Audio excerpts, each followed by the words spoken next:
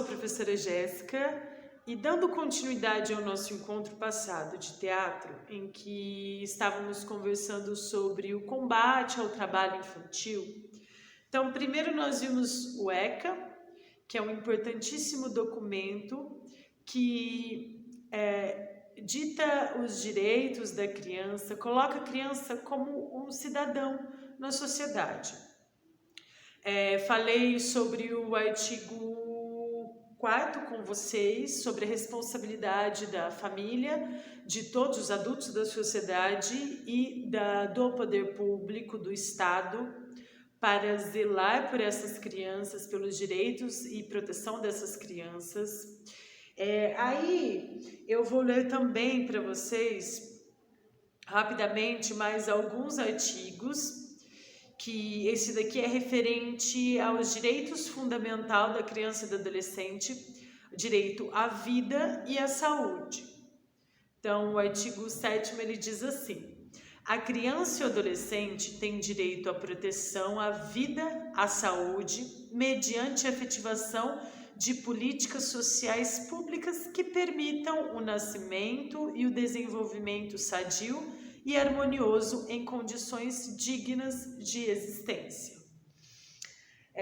Aí eu vou ler mais alguns aqui, mais 3, que é o artigo 15º, 6º e 7º, do capítulo 2, Direito à Liberdade, ao Respeito e à Dignidade, que nos fala assim: a criança e adolescente têm direito à liberdade, ao respeito, à dignidade como pessoas humanas em processo de desenvolvimento e como sujeitos de direitos civis, humanos e sociais garantidos na Constituição e nas leis. Aí o 16. O direito à liberdade compreende os seguintes aspectos: ir e vir e estar nos logradouros públicos e espaços comunitários, ressalva as restrições legais, opinião e expressão, crença e culto religioso, brincar, praticar esportes e divertir-se, participar da vida familiar e comunitária sem discriminação, participar da vida pública na forma da lei e buscar refúgio, auxílio e orientação.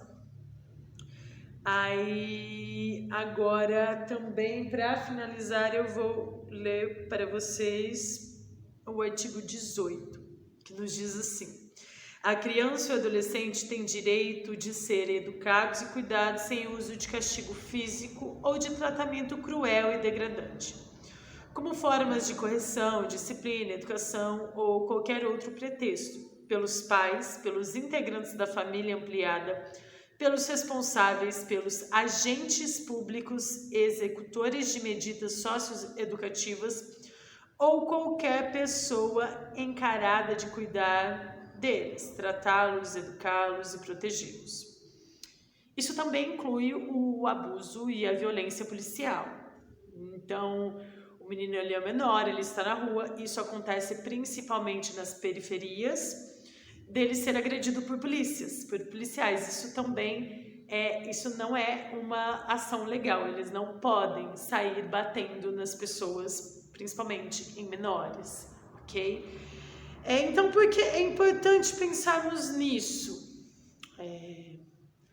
São políticas públicas que ao longo de muito tempo histórico, de muitos anos e gerações, isso é resultado de luta social. Então pensar que, por exemplo, os nossos avós, os nossos bisavós, eles não tiveram a oportunidade que estamos tendo hoje, enquanto crianças e adolescentes, de ter os seus direitos, de poder estar na escola, de poder brincar, de poder se divertir, de poder ter uma vida física e psicológica saudável, ok? Então, de lembrarmos sempre isso, que essa luta é uma luta de todos e que para hoje termos o que temos, outras pessoas teve que batalhar por isso, outras pessoas sofreram por isso, ok? E lembrar também dessa nossa responsabilidade individual, de cada um, de cada posição social que se encontra, qual que é o papel da criança, qual que é o papel do adulto, qual é o papel do Estado em relação a isso.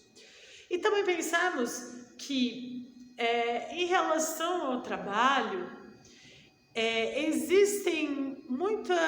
existem exercícios cotidianos que a criança pode realizar e, na verdade, deve para o seu desenvolvimento, para a sua organização familiar, e que isso não necessariamente é um trabalho infantil, mas sim uma prática cotidiana.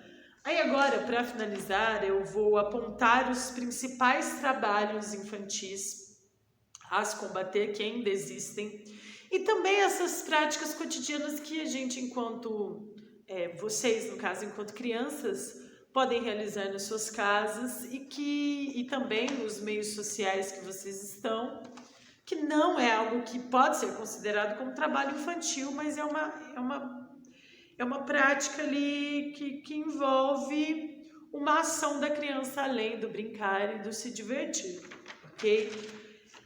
Os principais tipos de trabalho infantil que encontramos, e aí eu vou colocar imagens para representar para vocês, o trabalho doméstico.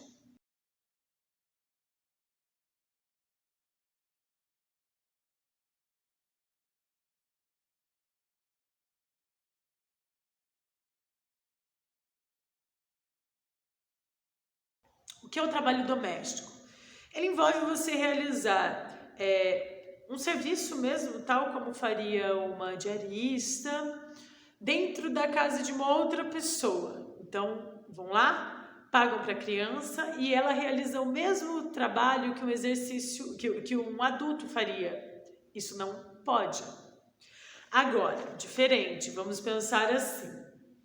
Eu estou lá na minha casa, vivo com determinadas pessoas, seja mãe, pai, ou avó, tio, irmãos. Existe um grupo na minha casa. E aí a pessoa que é responsável por mim pede para que eu faça exercícios básicos como limpar, arrumar a minha cama após eu me levantar, organizar os meus brinquedos, organizar meu quarto, ajudar para colocar a mesa, coisas básicas que não envolvem risco físico nem psicológico. Esses tipos de ações são necessárias para o nosso próprio desenvolvimento também, para a gente entender o que é a organização, como é viver com outras pessoas, cuidados básicos para com o nosso corpo, como a limpeza, entende? Dentre essas coisas. Isso tá tudo bem fazer. Agora, eu ir trabalhar para receber, ser uma coisa ilegal, não, isso não pode.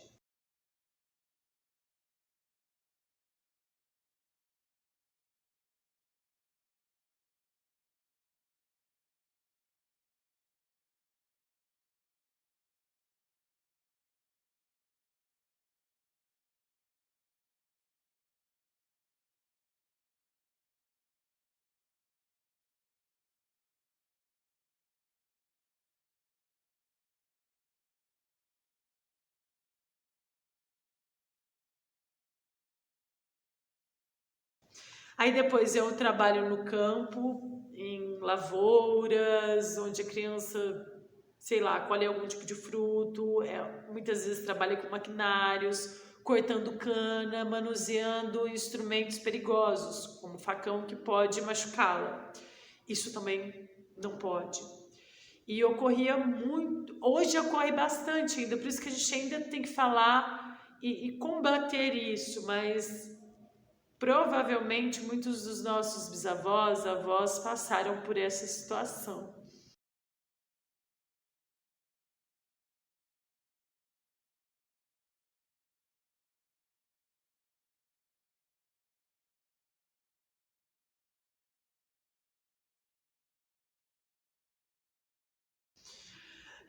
O trabalho nas ruas, que é a criança desde vender bala no farol, a ser engraxate. Também tem a questão da violência, do trabalho sexual, colocar crianças como um produto sexual, nada disso pode.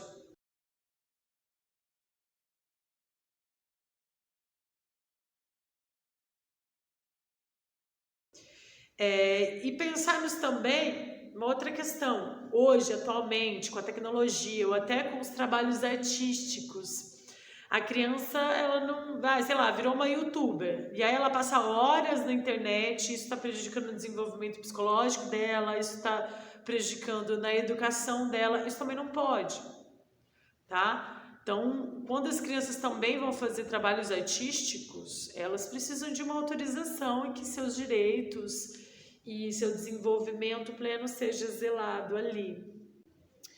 Então, galerinha, vamos refletir enquanto crianças que estão me assistindo agora, os adultos que também estão me assistindo, como nós podemos fazer para minimizar, de que forma eu posso proteger e educar essas crianças para que eu tenha uma sociedade mais saudável no futuro, menos desigual. Entender o porquê da criação dessas leis, dessas regras. Entender a nossa história. Entender também quais são os tipos de crianças que estão mais expostas a esse tipo de situação, a esse tipo de violência. Entende? Entender a origem da pobreza, entender a origem da desigualdade social. Isso tudo vai nos dando amparo para que juntos possamos lutar para o bem de todos, para que todos tenham direito, e não apenas um grupo social, uma classe, todos. Mulheres, crianças, negros, pessoas pobres, entende? Não apenas sempre as mesmas pessoas, as brancas, as ricas. Então, o direito é para todos e de todos, ou ao menos deveria sim ser. E é para isso que a gente está discutindo e precisamos pensar, independente da nossa idade, a gente tem um papel muito importante para a sociedade e também para a nossa vida individual. Eu espero que vocês tenham gostado desse encontro. Não foi uma aula tão lúdica, foi uma aula mais discursiva, talvez um pouco mais cansativa, mas também necessária, ok? Agradeço a todos vocês, a todas e todos, e muito obrigada, galera. Até a próxima. Tchau, tchau.